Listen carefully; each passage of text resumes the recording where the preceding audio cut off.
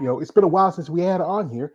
She's been doing pretty good now. She's moved to the United States. She lives in California, and we're going to talk to her how what she's been up to, what she's been doing, and what's her plans for the rest of the season. So welcome, man. Welcome back. So how things been going? Thank you so much. Thank you. I'm so happy to be here again, talking with you in a very different time, in a very different situation, and very different, yeah, time of my life. So I'm just finding that it's amazing how things can change and how good is that you follow some people along the time and how interesting can be that. Yeah, it's been a while since we talked. You were still living in Mexico, but now you live in California. And what got you to move from Mexico to California? Well, one of the first, of course, reasons was bodybuilding because here is better, all the environment. We is I think it's easier here to get maybe the for example, supplements, some different or food, some coaches are here and they are closer, so it's easier to get in contact with them. And also because of my daughter, she was born here, and so I consider that it's time for her to start involving in this country. Yeah, well, she wanted to come back home where she was born, and also, yeah, America is a country where there's a lot more opportunities. And she says your coaches are here. Bodybuilding is, especially in California, bodybuilding is like a mecca where where a lot of the sport really grew in the last few years. So we got some people coming in here, and we have here a man, Tony 97. Shout out to Tony. He says this: "Hello, Gabby. It's been a long time. Nice to see you here. How are you? I hope everything is fine. Congrats on your last show." Also, this is from a man, Balls Deep. He says, "Good afternoon, gorgeous." Also, this is from again for Tony. Says, "Senorita Gabby Vega." And Thank you also, so much, everybody. Thank yeah, you. I really appreciate that you are here yeah. watching. Yeah. This is from Balls. He says, "What a salute, George. Thank you, brother." As he says, "Chicago in the house." Says, "Smash that like button. Thank you." Also, he says, "Peace and blessings, beautiful." And also, he says this. He says, uh, "She is sexy and swole as AF." Thank I you. tell you, Gabby, when I Thank you when I, so when I much. get you girls in here, these guys get a little, So, what was that feeling? You did triple dynasty like almost about 3 weeks ago. What was that feeling when your placings? How were you placed? Oh well, it feels so good. I I really can't describe with words this feeling because that's what I was talking later with my friends and people that asked me the same. I'm coming for placing 17 from as women's physique. As I start my pro career as in that division, women's physique, and I always have put my best effort in every single show. But for some reasons, you never know what will happen. So for me, I have placed at 17, 16, 14, I think 11, 10, 6, 4. When I placed at 4 in Atlanta, that was the very first time that I switched to bodybuilding again. I started many years ago as bodybuilder, but then when women's physique start, I decided to switch, and I realized that I was not doing well in that division. So I switched, and the first time that I switched to women's bodybuilding was in Linda Morai show in Atlanta in That was, it was 20. it was it was Savannah, Yeah, exactly. Savannah, because Oh Atlanta no, showed, it was Norfolk. yeah, Norfolk, because that Yeah, no, it was Virginia, because yeah, so Virginia. Yeah, Oh, hmm. yeah, yeah. And so yeah, sorry about the confusion. And That's all right. then I placed at four that time. So for me was awesome. I really wanted to cry in the on stage because I never have been called in the first call out. So it is really an amazing and very special feeling for me. And now placed second, well, more because I know many bodybuilders. They have been always in the mecca, like in the top, like always placing third, second, first, always winning. And I know that feeling too because when I was in Mexico years ago as a bodybuilder, I always won everything. And I always place it first, or probably second sometimes, and that was so bored. Yeah, Yeah. And yeah, now, well, it's for me very very good to know how is that flavor, that taste of success. yeah. I mean, you did pretty good because you know what? Uh, you were second behind Teresa and Vasic. I mean, also you competed at Tampa last year. I think you were top five of that show also, or No, top I 10. I placed it 10 last year, Uh-huh. and then 1 year before I placed it 6 in Yeah, Tampa. yeah. Mm. It's like I said, it was a pretty good. Doing coming from doing physique coming like 16, 17, and coming in 10th and 6th in women's bodybuilding. That's a really good improvement. Here we got some comments here. This is from man. Balls. He says, "Schmo gang, gang, gang, gang, gang." So also he says, "When did she learn English?" So when did you? Because I think I asked you last time. I think we did. When did you start learning English? Well, in Mexico, we always have English classes since elementary school, but it's something very basic, very very basic. I think when I start to learn more English was when I finished the college or in the last years in the college. And then after that, I was working in research in the National Institute of Public Health in Mexico. So everything that we were reading was in English because also United States is the top research country in all the areas, especially in health.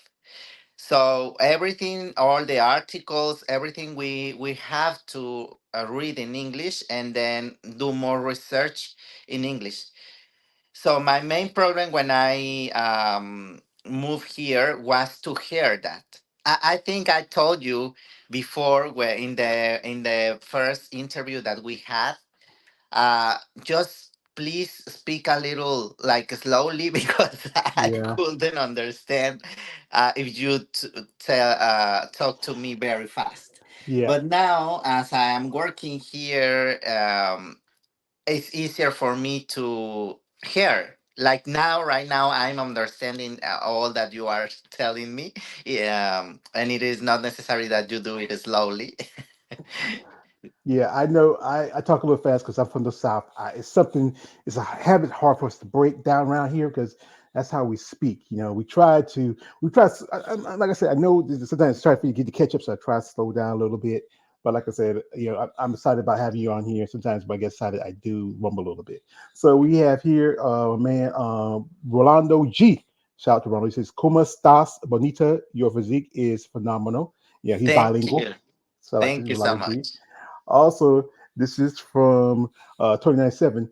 When are you going to resume bulking? Are you right now? What are you doing right now? Are you just still bulking, or you just? Because I know you say you plan on doing another show, sometime later summer. Yeah, I'm planning to do another show. Very probably will be Atlanta. Now Atlanta, Linda Murray.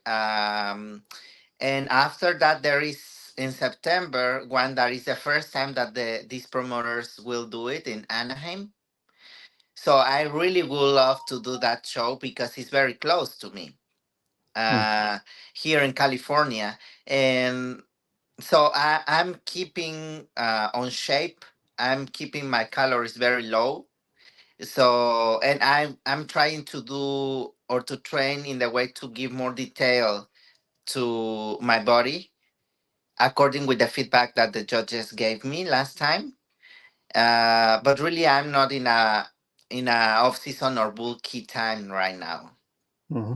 So you did the triple O. What was critique the judges gave you? What did it told you? Because like I said, Teresa, that's a tough person to beat. But you come in second. You beat Julie Wetzel, looked pretty good. What did the judges tell you needed to improve on from that show?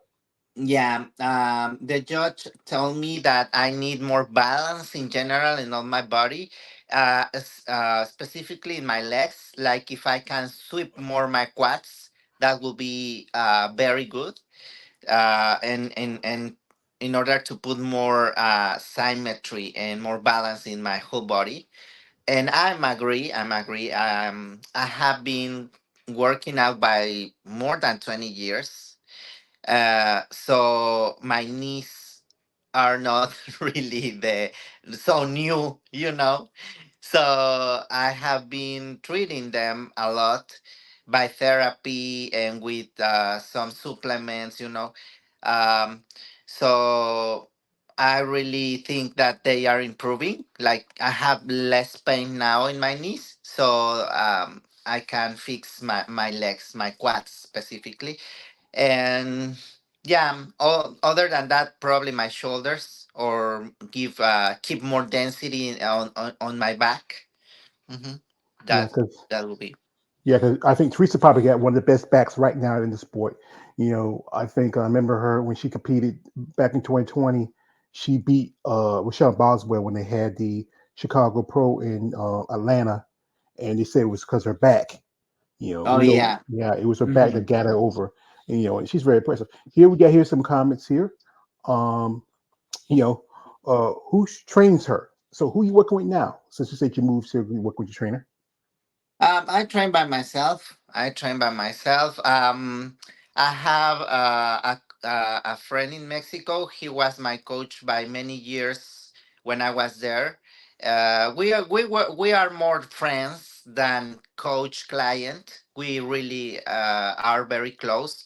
So he gives me some advices of how to train and what to do in general, but I train by myself, basically.